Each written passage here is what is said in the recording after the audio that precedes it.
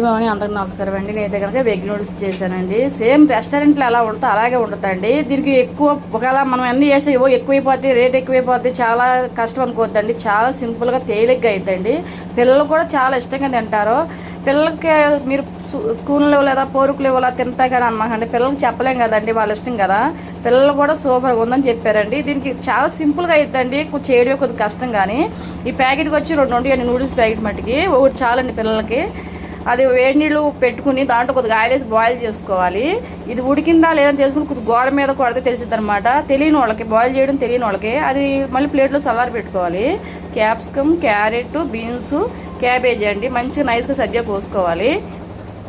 మళ్ళీ కళాయి పెట్టుకుంటామండి. కళాయి పెట్టుకున్న తర్వాత 2 గుడ్లు మంచిగా ఫ్రై చేసుకుని దాన్ని పక్కన పెట్టుకోండి. తర్వాత మళ్ళీ ఆయిల్ పోసుకుని ఈ సబ్జీ ఉంది కదండి దాన్ని మంచిగా ఫ్రై చేసుకోండి.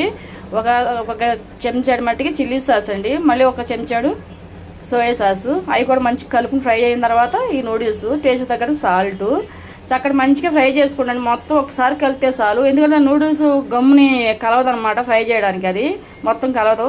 తర్వాత 2 కోడిగుడ్లు ఫ్రై చేసుకున్నాక అది కూడా వేసుకోవాలండి. వైట్ పేపర్ అండి, చాలా బాగుంటుందండి. కొంచెం లైట్గా ఉల్లిపోతుంటే వేసుకోండి. మేమంతా ఇలాగే తింటామండి. వీడియో నచ్చితే లైక్ చేయండి. మళ్ళీ వీడియోలో కలుద్దాం.